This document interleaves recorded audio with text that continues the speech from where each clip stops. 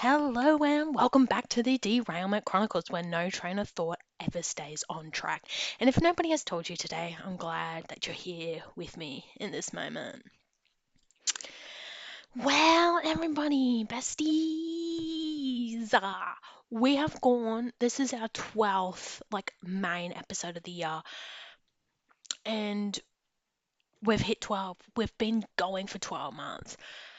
And some of you have asked, have I considered doing like fortnightly instead of monthly? And to be honest with you, the monthly has really been benefiting me because the back half of the year is when I'm busy traveling, etc. And I don't know, I just don't have the time, right? Like to do, like sit down and do like a fortnightly podcast, right? Because then you got to do the topics, got to do the research, got to do whatever you want to, whatever I want to do with it, right? Like there's a bit of prep work in it that the monthly format I really enjoy.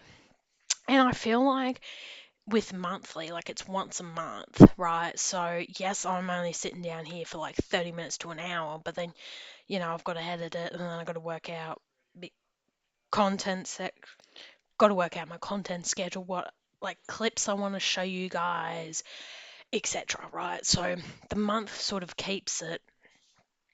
it still keeps it fun. Like I'm still actually like really enjoying it, but I feel like if you start doing it too much, then it's gonna wear out real quickly. You know what I'm saying? You go, okay, so like I had a little goal at the start of this, and I was like, look, if I stick it out and I make it to the 12 months, I'm gonna start investing in well, I'm going to invest in a microphone, like a half decent microphone. So I've been looking out on the Black Friday sales because I know the Rode mics are really good. So there's like a little one that's like for beginner podcasters sort of thing. So I'm going to treat myself to that for doing 12 months of this. Um, it is about like a $200 mic, which is sort of like half decent for beginner kind of mics because some of them can get up to like $700. But I think they're more like professional studio quality ones. And I'm like, look, we still need our little homegrown, but I need to get better audio, okay? I know I do, okay? So I am looking into that. I am going to treat myself, so I should come back Jan and be like sound a bit better. I'm gonna be disappointed if I don't sound better and I have a mic. Like I'm just gonna be a bit disappointed about that. But anyway, re next year uploading schedule, I might instead of doing it at the start of Jan, do the middle of Jan because we're going to be on holidays, right?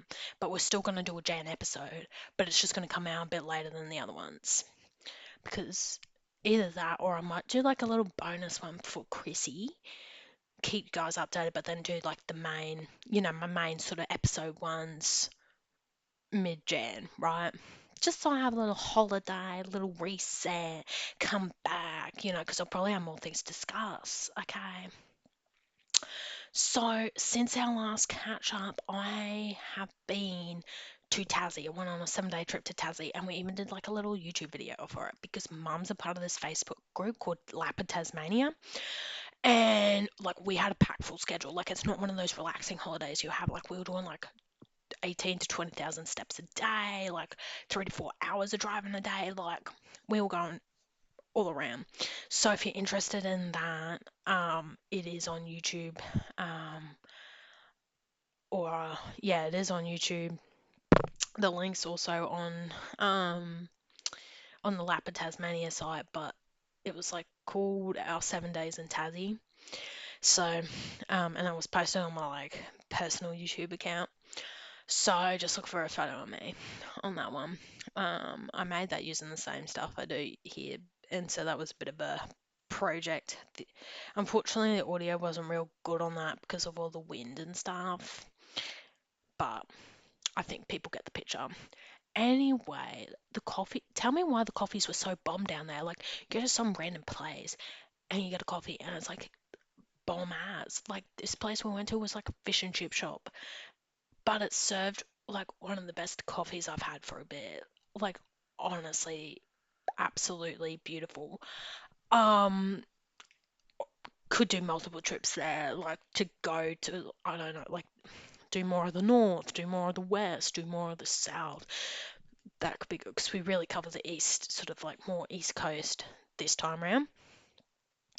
I did, however, come back with a bit of a head cold because you come from like the wind, it being like 17 degrees, which is really nice. Like I was walking around in a t-shirt and stuff because like coming from Queensland or the humidity and stuff, like honestly, like ugh.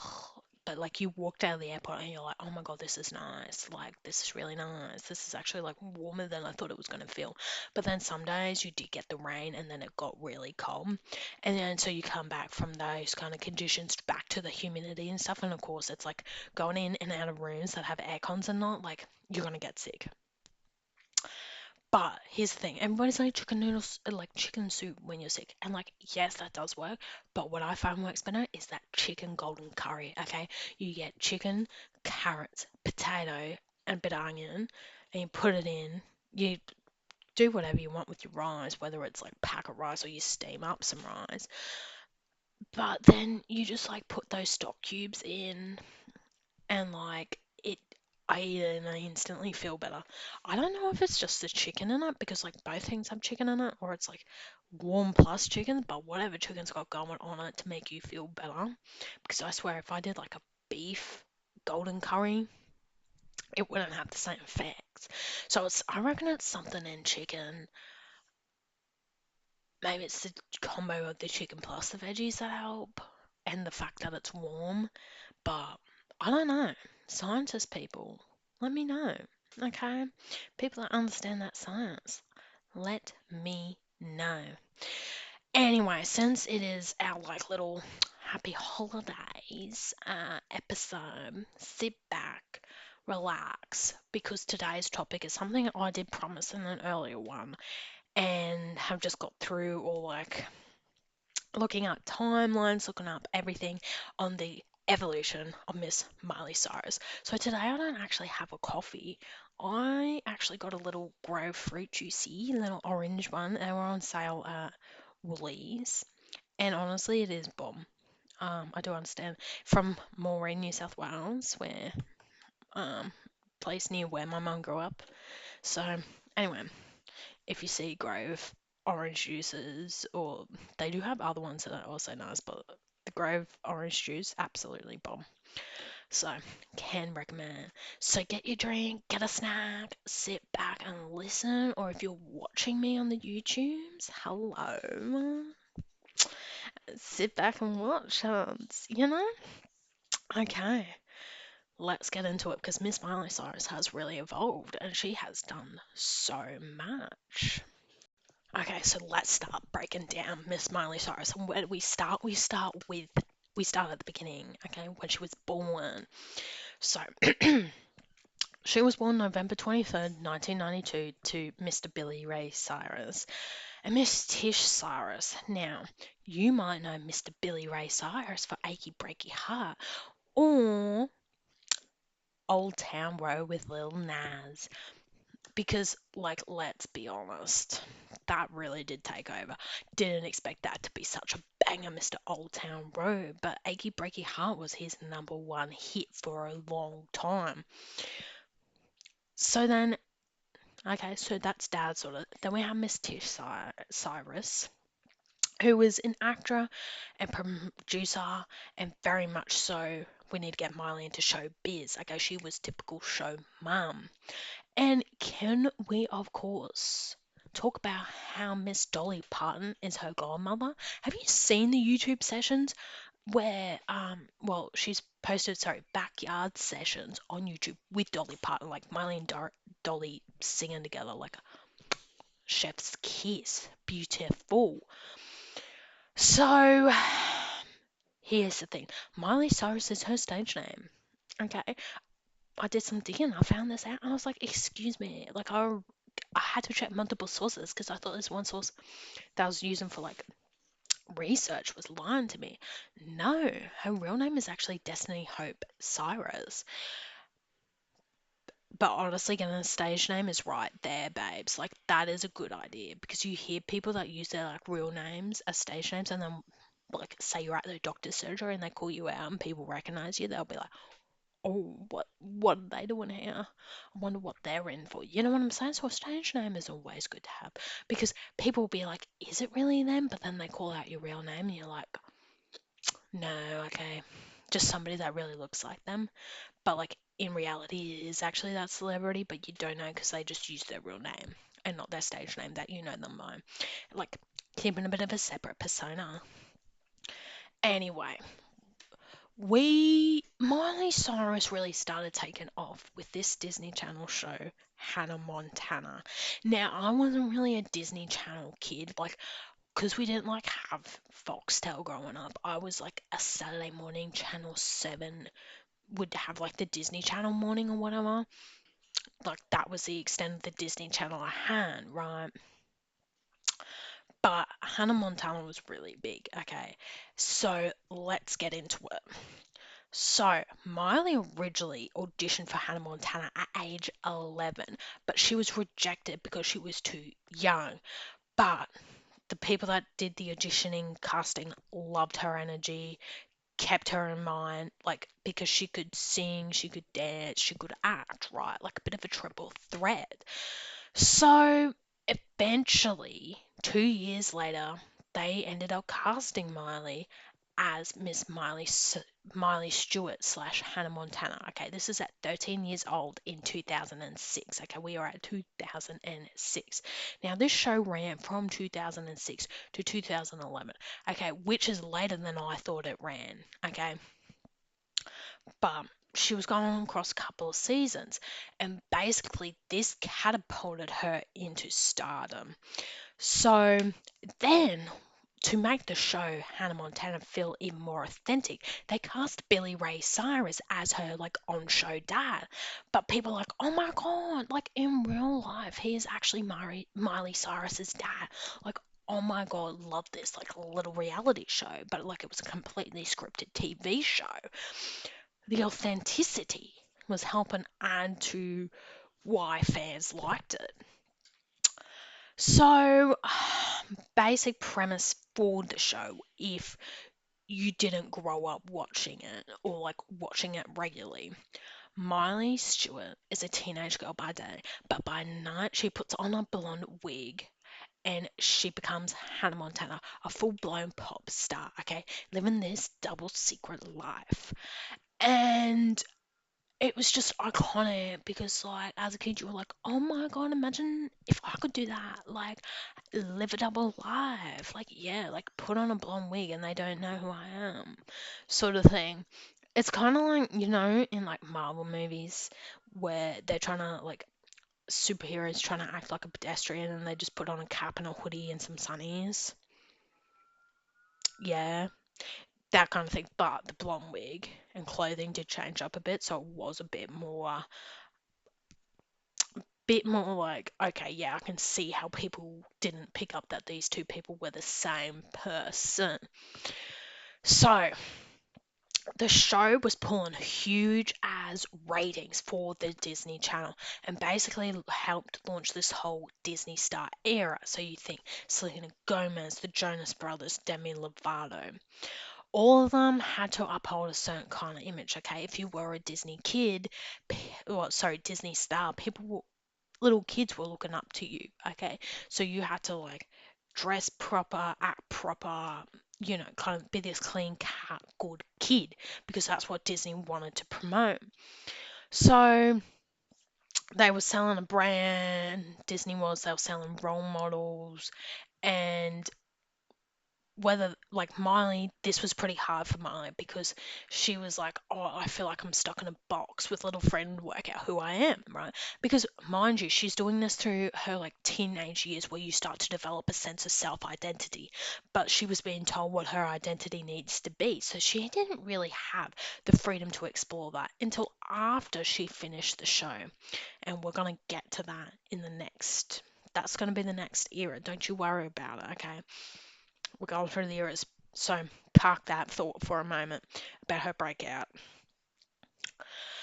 So from the show, of course, there were soundtracks, there was tours, there was albums which did really well, and it sold all on the Disney machine. It really sold this sort of like Disney ecosystem environment. Um, like, you looked up to these people, and now that they're growing up and you're growing up with them, you're sort of following their story, right? Talk about Selena Gomez and Benny Blanco getting married. Like, people are still following them, the Jonas Brothers, all of that's happening. Like, you see how many people are showing up to their concerts, etc. Like, it's a big thing that has continued to carry through since them not being Disney stars anymore. But what I did find out in my research was, compared to other Disney shows, even though Hannah Montana was pulling in so many ratings and sort of launching this Disney Channel format, this like show to get people to come to the Disney Channel, watch the Disney Channel, they were actually some of the lowest paid episodes on the Disney Channel. Now, Miley Cyrus was reportedly getting $8,000 per episode in the first season, and so there was a total of 98 seasons, right? Some were saying as time went on she was getting $15,000 per episode. Now that does sound like a lot of money to you and me, but Selena Gomez was getting $15,000 per episode from the absolute get-go, okay? So, and then Demi Lovato on the Camp Rock specials was getting paid higher than that. And then the Jonas Brothers, they were they were selling albums, touring, whole merchandise going, like they were making a lot more money. So Miley actually came out with earning like the least amount just from the show itself. So, yeah, you could say Miley's paycheck was modest compared to other Disney stars, but compared to, say, somebody like you and I, that's a pretty good pay packet. So the soundtracks obviously were Hannah Montana, released in 2006, Hannah Montana 2 in 2007, and these albums gave us a classic of The Best of Both Worlds, Nobody's Perfect, Perfect, and Life's What You Make It. Then she had the Best of Both Worlds tour from 2007 to 2008, where she performed as herself and as Hannah Montana on the same night. Okay, really bringing the show like a live show, basically. It sold out instantly. Okay, and this started ticketing scandals. Okay, scalpers coming at you like left, right, and center because demand was insane. Parents were getting furious because they couldn't get like seats for their kids. Okay, it makes getting tickets for the Eras tour look like an absolute piece of cake. Okay, this was the Eras tour of that time frame. Then we get to season 4, and Miley was about 17 to 18 and like really clearly outgrowing the role. Like, you've grown up with this teenager. She's at the like getting towards the end of her teenage years. It's a great time to stop the show. So the final season was literally titled Hannah Montana Forever, and it was kind of like a Disney soft goodbye to the show. So the series finale aired on January 16th, 2011, and it officially closed a massive, like, defining chapter of her life. And she was ready to break out. And she's like, I'm going to discover who I am. This is who I am. But what I also did find interesting, which I did forget to mention earlier, was that during 2006 to 2007, Miss Miley Cyrus was dating Mr. Nick Jonas. And when they broke up, we got the iconic Seven Things I Hate About You song, which is still an absolute banger to this day. Um, like, it just hits hard. And, okay, the music video for Seven Things I Hate About You was the first time we'd seen her hair dyed black too. Okay, she was showing a new look. Post breakup glow up, if you will. Okay. Anyway, we're on to the next era because obviously Hannah Montana Forever closed it out. And we need to start talking about the big elephant in the room, Mr. Liam Hemsworth, because it was an off again, on again relationship, hard to follow. Let's get into it. So, after Hannah Montana, Miley sort of continued on trying to get like, I guess, a grown up role, if you say, and I say grown up with like little quotations around it. So she got a role in 2009 movie called The Last Song, okay? And this is where she met Mr. Liam Hemsworth. Now, in the movie, Liam played a brooding love interest, and sparks flew between them, on screen and off screen. Okay, some were paid, getting paid to have the sparks fly, but then also it was like, oh, actually, the sparks are actually flying off screen. And like teen tabloids were absolutely, utterly obsessed. Okay, this relationship lasted for a decade. Okay, off again, on again. Like one week they're on, the next week they're off. Okay, keeping the tabloids fed. So she was 16 and he was 19, and they were very into PDA, Instagram. Like they were starting to define what it is like to be a celebrity couple in coming of age of social media, if that makes any sense. So 2009 to 2010, they were dating while they were filming the last song, but then broke up. Then they came back together in 2011 to 2012, where they reunited briefly, but then they split again. Then 2016 rumors started again, but that was never confirmed nor denied. But then December 2018, they come out that they got married in Tennessee, and everybody was like, okay, these two have finally decided, like, we're going to give it a red hot crack. Then next minute is 2020, and they're like, yeah, we're divorced. Fairy tale ended, okay? But from this decades long era, okay, we got the era straight after Miss Hannah Montana finale, which is the Bangers era. Now, the Bangers era is also an iconic album. It does feature, um, like it's just iconic. It's like her breaking out, her finding out who Miley truly is.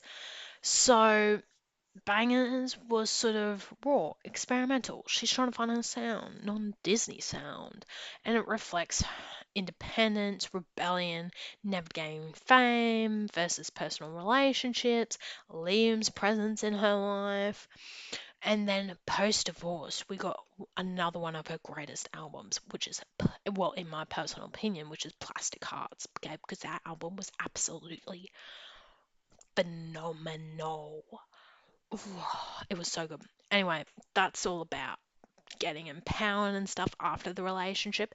Yes, there was Flowers, which is like an independent queen, like solo, live your best single life thing. But Bangers was more so her navigating the divorce, which is why I sort of brought it more up with Liam Hemsworth's segment of this podcast. So, um, what songs do the internet really think is about Liam Hemsworth? We have, so from Bangers, we have Adore You, okay? Complicated Feelings for Liam, Reflects the Love, Reflects the Longing, okay? Then you have Drive, and so it's often been interpreted as the ups and downs of a relationship and the pressures of being young and famous. Then you also have the Younger Now era, which came one of her other hit singles, which is Malibu. And so this was actually confirmed that it was about rekindling her relationship with Mr. Liam. After years of up and down, it's direct, it's personal, it's about finding peace and love after all this public scrutiny. Then we get to Miss Plastic Hearts, and we have like Edge of Midnight, we have Midnight Sky that has themes of like independence, reflections of past relationships. And like, I honestly remember when this album came out of hers, and it was like the first full album of hers I had listened to, because I had listened to Edge of Midnight, and I was like, oh my god, this is great. Angel Like You, absolute banger. I was just like, yeah, she's doing something with this, right? And Like you could tell it was like an authentically her album. Like she put so much into it rather than like producing an album just to get sales, if that makes sense. And plus the remix of Edge of Midnight with Miss Stevie Nicks, iconic. Oh god, I do love that album. Okay. So I mentioned Banger's era was like after the Hannah Montana era, and we're getting into it now. Okay, this is Miss Banger's era. This is what brought us Wrecking Ball. Okay, and I have to tell you, when like Wrecking Ball came out, like the music video, it was just like, oh my absolute god, she's lost it. She's like a rebel, like people shouldn't look up to her, like what the hell is she doing? Does she need help?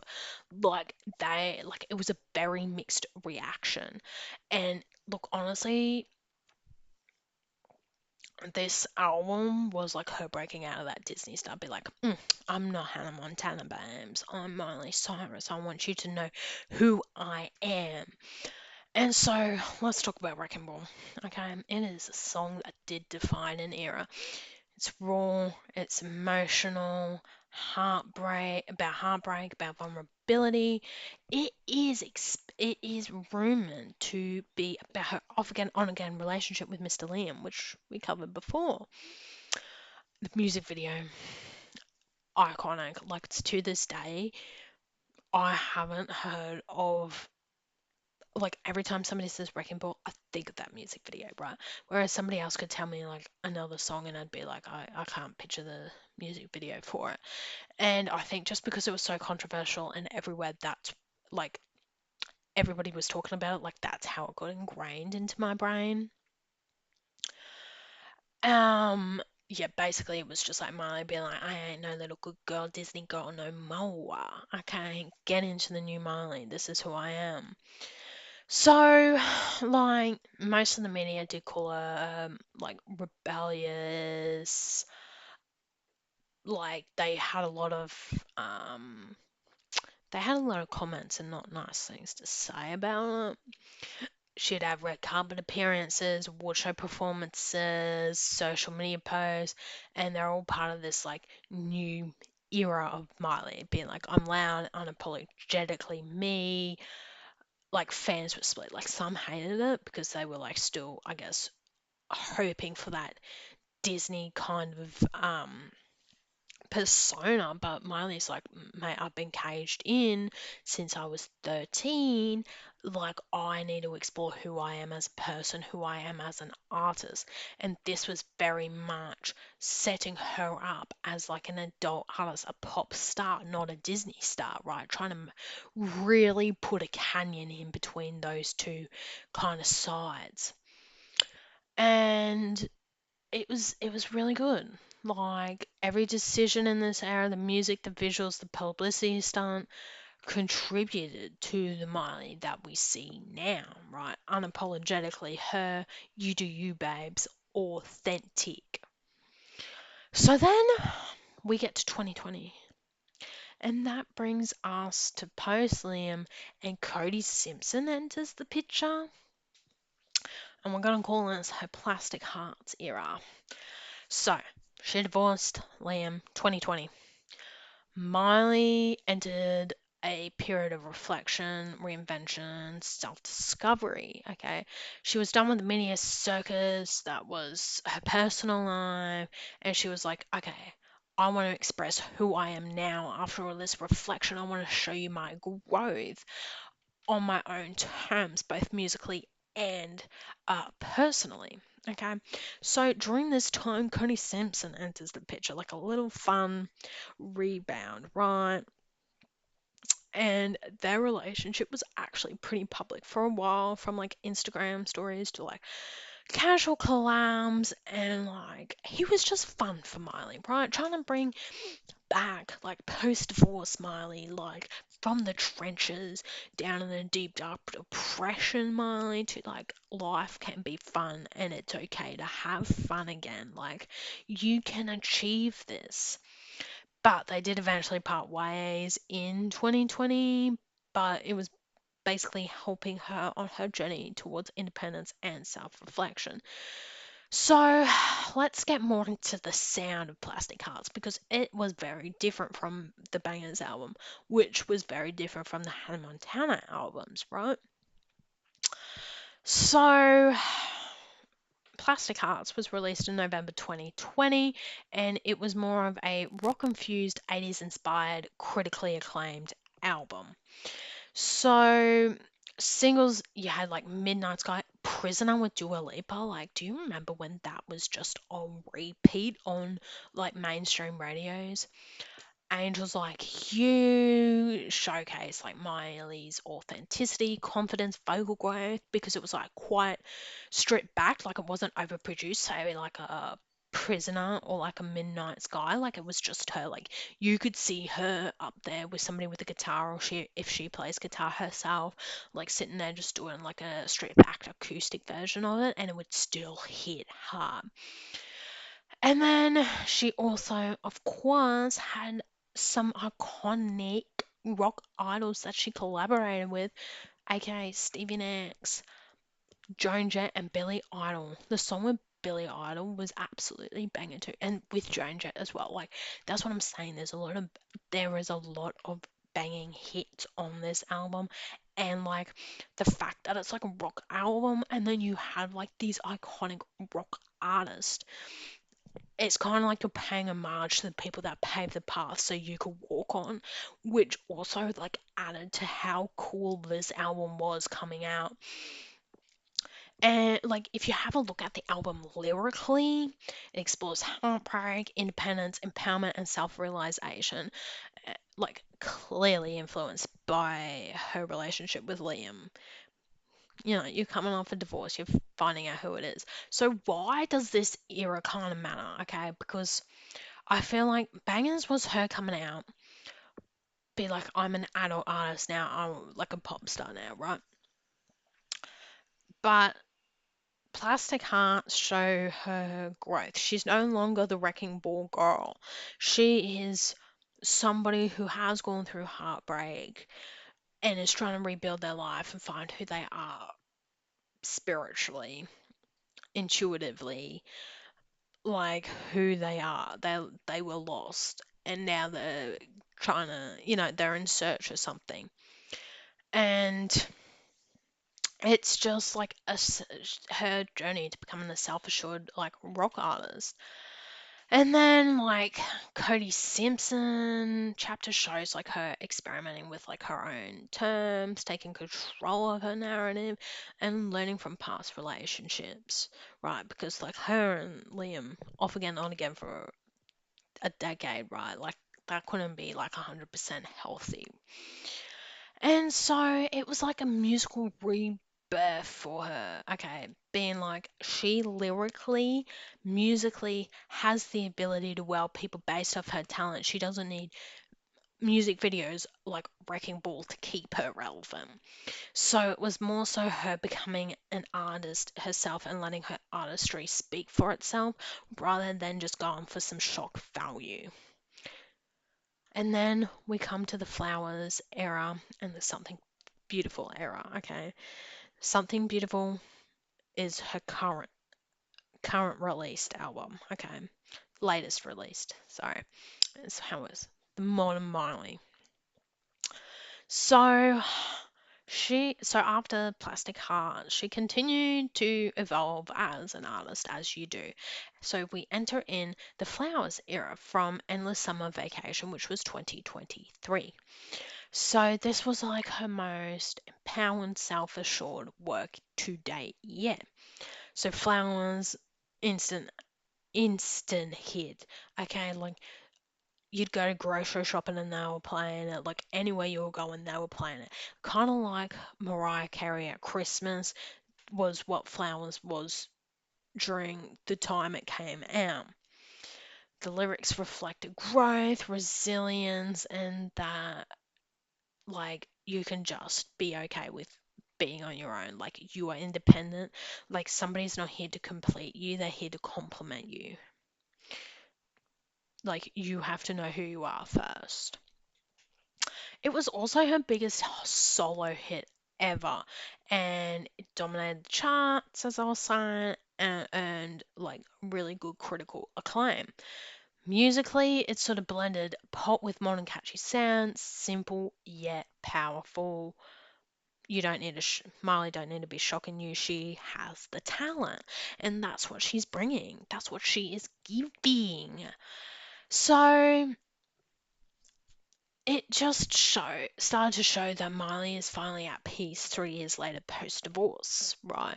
She's like, I'm at peace with what's happened. I've healed from what's happened, or like still healing, but like fairly through the healing process. Confident, independent, creatively fulfilled. So then, life off the mic, she also started dating Max Morando, which is a guitarist from her band. And they've kept the relationship like a lot more private, a lot more grounded. She just seems at peace with him, which is what we really want. She also seems happy, which is also what we really want as fans. So it's been beautiful there. And so then we get to the last era of Miley, because it's her current era, and we come with something beautiful. And let me tell you, I have also had this album on repeat when it came out. Golden Sun, the one with Naomi Campbell too was a banger, and then the Brittany Howard one, um, was that Walk of Fame? Oh, was Walk of Fame with Naomi Campbell? Yeah, okay. So Walk of Fame was with Brittany Howard, which was really good. Every Girl You Ever Loved was also really good. That was with Naomi Campbell. Easy Lover, obviously banger. It was everywhere. End of the World was good. I really had those ones on repeat. Loved those ones. Um, and so it really just sort of like there was a lot of different sort of inspirations. It was a lot more like electronic dance, like Walk of Fame, but then it's just like different moods, different atmospheres that she's creating. The songs sort of lean more into hope, vulnerability, and longing, and it's just seeking beauty and meaning in life and love without the need for any drama, without the need for any shock. It's just a new chapter. She's like, okay, like Plastic Hearts was rock and roll, Flowers was me, like, starting to come to peace with everything that happened and starting to get empowered in myself. And now it's like, okay, like I want to take risks musically. Like I want to grow more as an artist, and that's what this Something Beautiful album was really about. It's just trying to let the music and her work speak for itself, which has been really nice. Really good album. Love it. Can't wait for the next one whenever that comes. So, and I think ultimately, okay, to wrap up Miley Cyrus overall, she's been through a lot of different eras, but I feel like as female artists, you have to adapt or you die. Like, you need to change up what you have. Like, take a look at Taylor Swift, okay? She had her like folklore cardigan era, then she's now got her showgirl era. She had like a country era starting out, and then she had like her um reputation era. Like, she's gone through a lot of different eras as she's evolved as an artist, and I think that's something you tend to see more in female artists than male artists currently, just in order for them to try and stay on the charts or in the charts or like near the top of the charts. Overall, Miley is definitely more than the sum of her controversies. Oh my god, can I speak today? Oh. Okay, let me get that one more guy. Ultimately, Miley Cyrus is more than the sum of her controversies. Oh. see what's happened when I talk for more than half an hour straight. Anyway, you get what I'm trying to say. It's got chart-topping hits, headline romances. It's a story of evolution from teen child star Disney Channel to post-divorced, dating again, reassured, self-assured woman who knows her power. And we love to see it. And so, with that, that brings us back to the recurring segments proportion, where I tell you what I have been obsessed with this month. Okay, and number one is a TV show, Billionaire's Bunker on Netflix. Absolutely not what I was expecting. Like, I wasn't actually expecting it to be as good as it was. Like, I really liked it. It is in Spanish, but you can dub it. I just subtitled it. You can do whatever you want. It was 8 episodes, limited series. I really liked it, really rated it. Music in there was good too, so love that. Florence and the Machine has released a new album, Everybody Scream, which is really good. I love On It, Sympathy Magic, Buckle. Oh my god, Buckle is great. Everybody Scream, obviously, and Old Religion. They're my favorite songs on that album. Then, because, Halloween has come and gone, I found out because Hell House LLC is like one of my favorite found footage commercial Halloween movie series, like scary movies, horror movies. That's their genre, horror movies. And I love something where you create an environment, you create a bit of backlore. And so the one they released before this one, which was the Carmichael Manor, was really good because it did start explaining a lot of how everything was starting to get connected. Anyway, they released this new one, Lineage, and it was confused. Like, God, you had to have done your research. Like, you need to watch all of them before you watch that one. And the director did come out and say it was for the fans, but like honestly, it's left me with more questions than answers overall. Like, it just feels rushed. It doesn't feel like there was like a plot line. Like, you get to the end of the movie and you're only starting to find out the answers, and it's kind of like, and then they just leave it. Okay, so and so reconnects with their brother, and like, and they're like, we're not making anymore.